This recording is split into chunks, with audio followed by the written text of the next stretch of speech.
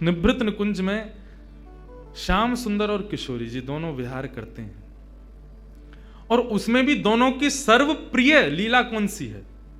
मान लीला। मान लीला में जब एक रूठता है दूसरा उसको मनाता है, तो अधिकतर या मान के स्वभाव को अपने ऊपर धारण करें श्री किशोरी जी। हाँ, डेली मान करेंगी।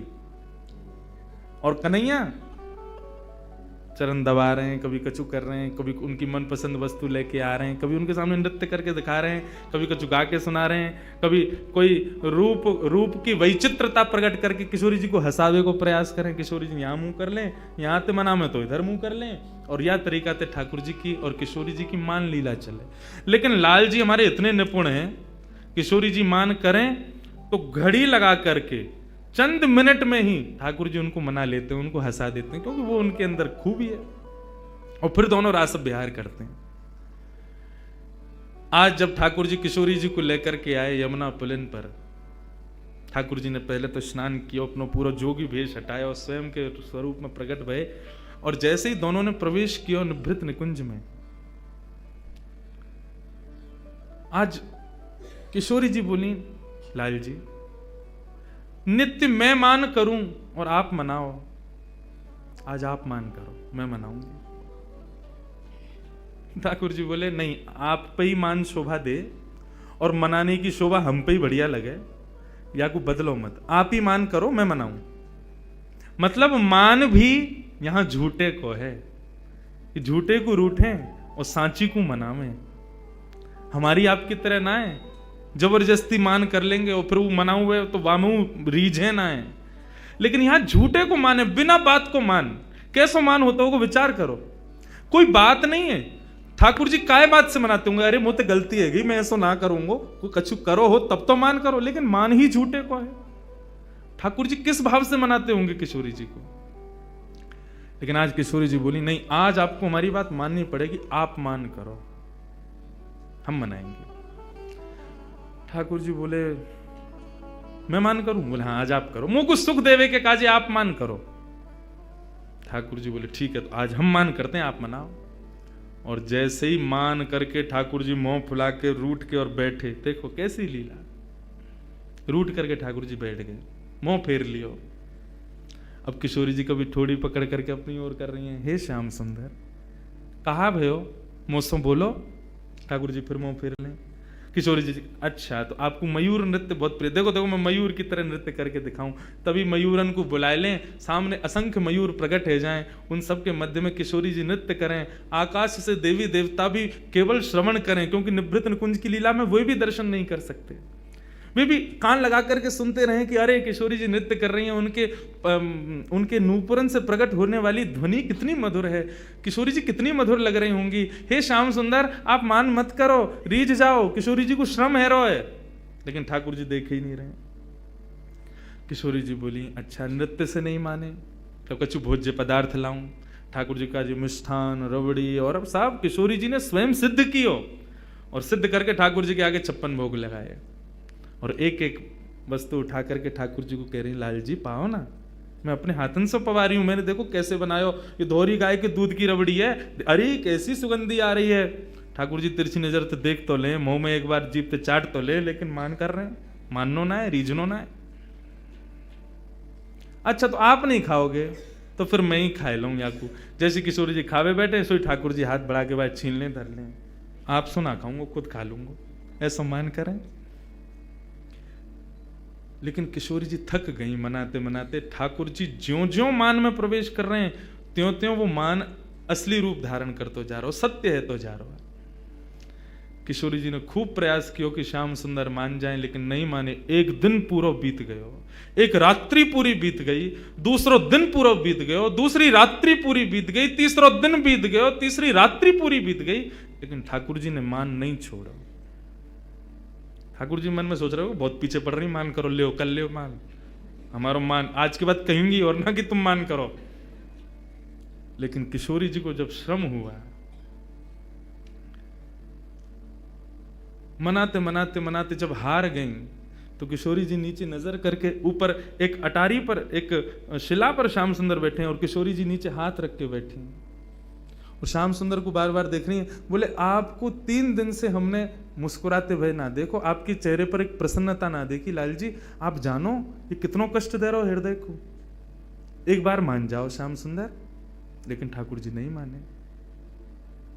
किशोरी जी के नेत्र से विरह के अश्रुबिंदु जब प्रकट हुए और उन अश्रुबिंदुओं ने जब नेत्रों से गिर करके पृथ्वी का स्पर्श किया, जैसे वो अश्रुबिंद पृथ्वी पर गए, पृथ्वी का स्पर्श करते पृथ्वी के नीचे बह रही हैं यमुना।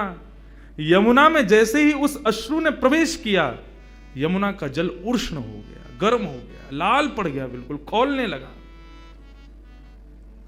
यमुना तुरंत अपने भैया यमराज के पास जाती हैं और यमराज से कहती हैं, यमराज तुम्हारे नरक में क्या इतनी वेदना किसी को दी जाती है जितनी वेदना अभी किशोरी जी को हो रही है।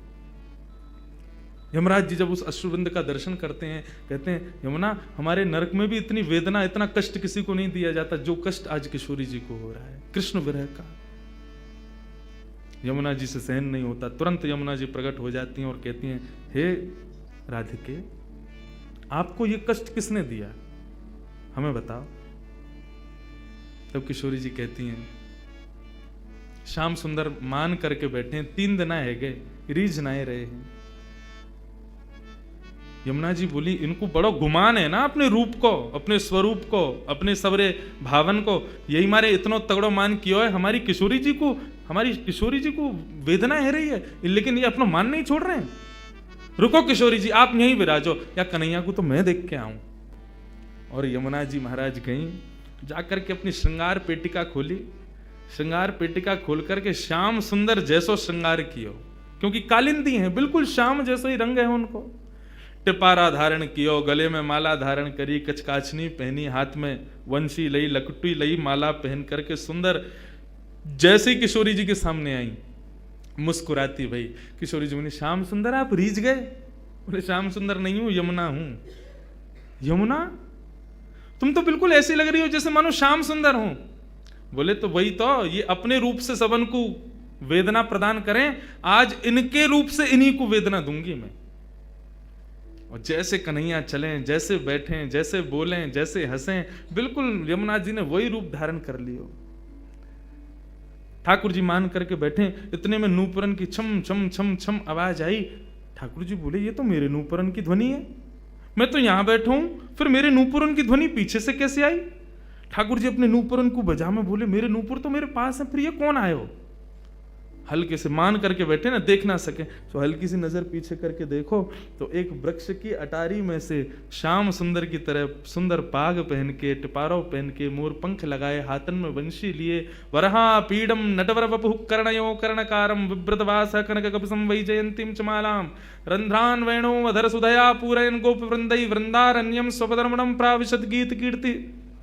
ठाकुर जी का वो वेणु रव का स्वरूप जिस पर समस्त गोपियां न्यौछावर रहती हैं, वही रूप एक सुंदर वृक्ष की ओट में से प्रकट हो रहा है। ठाकुर जी ने जैसे ही देखो, देख करके वह रूप के पीछे पीछे चलने लगे। वहां की नूपुरन की चाल देखें, वहां की वंशी देखें, वहां की लकुटी देखें, वहां की माला देखें, वहां के मुकुट देखें, सब वही जो ठाकुर जी के पास है, वही सब कुछ। अरे तुम कौन हो, तुम कहां से आए हो? यमुना जी बोली, मैं श्याम सुंदर हूं। बोले श्याम सुंदर तो मैं हूं। बोले तुम नकली श्याम सुंदर हो, असली श्याम सुंदर मैं हूं ना। नंद बाबा मेरे हैं। बोले तेरे नाए मेरे हैं। यशोदा मेरी है। बोले तेरे नाए मेरे हैं। सबको भाव रखो, तेरे नाए मेरे हैं। अंत में यमुना जी बोली, और बताऊं, राधा रानी भी मेरी है। और देख, इतने में ही पीछे से किशोरी जी प्रकट है करके और यमुना जी के बगल में आकर के जैसे ही खड़ी वहीं, और जैसे ही यमुना जी ने गलवैया देकर के किशोरी जी के कंधा पे अपना हाथ धरो, सामने खड़े भये कन्हैया को क्रोध आयो। बोले कि तुम कौन हो? मैं अभी अपनी अपनी नेत्रन से ज्वाला प्रकट करके ध्वस्त कर दूंगा, और ये मेरी किशोरी पर तुमने हाथ कैसे रखो? किशोरी जी भी कहा, हाँ मेरे श्याम सुंदर तो यही हैं। इतने में ही ठाकुर जी को मान दूर नेत्रन से आंसू प्रकट है गए, रूठ गए, चरणन में गिर गए। बोले अरे मैं ही है सच्चो श्याम सुंदर हूं, देखो मेरी वंशी, देखो मेरी ये, देखो मेरा वो, सब कुछ दिखा मैं। अंत तो गत्वा किशोरी जी बोली, नहीं श्याम सुंदर तो यही है। ठाकुर जी बोले एक चीज प्रमाण दे सकती है कि असली श्याम सुंदर कौन है। बोले कैसे? अच्छा किशोरी जी ये बताओ तुम्हारी हाथ की मुंदरी कहाँ है? किशोरी जी बोले अरे मेरी मुंदरी कहाँ गई? बोले जहां पे मुंदरी मिलेगी वही असली श्याम सुंदर। हाँ भाई निकाल रहे, मेरी यशोदा ले गो, मेरी किशोरी जी ले गो, मेरी उन्हें ले गो, मुंदरी दिखा। तो उनके पास मुंदरी नहीं थी। ठाकुर जी ने जैसे प्रकट की वो मुंदरी, किशोरी जी ने मुंदरी ले ली, हाथ में पहन ली और दोनों उनको मान भाव प्रेम भाव में प्रकट है गयो। श्री यमुना जी चरणन में बैठ करके प्रणाम करने लगी। प्रणाम करके ठाकुर जी से बस यही भाव कहो कि आप मान करो प्रभु, सब करो, लेकिन हमारी किशोरी जी को ऐसी ऐसी वेदना मत दो कि पाताल तक आश्चर्य करे कि इतनी वेदना, आपके रूप की वेदना, आपकी प्रसन्नता की वेदना हमारी किशोरी जी को नहीं होवे, ये विचार करियो, नहीं तो नूतन प्रलय है जाएगा कब देना। और मुझ को वरदान प्रदान करो, मैंने आपको श्रम दियो, क्षमा करियो। ठाकुर जी बोले नहीं नहीं, आप बस सदा ऐसे करियो कि सदा मेरे या रूप में ही विराजमान रही हो। तब से श्री यमुना जी श्याम सुंदर के स्वरूप में ही विराजती हैं।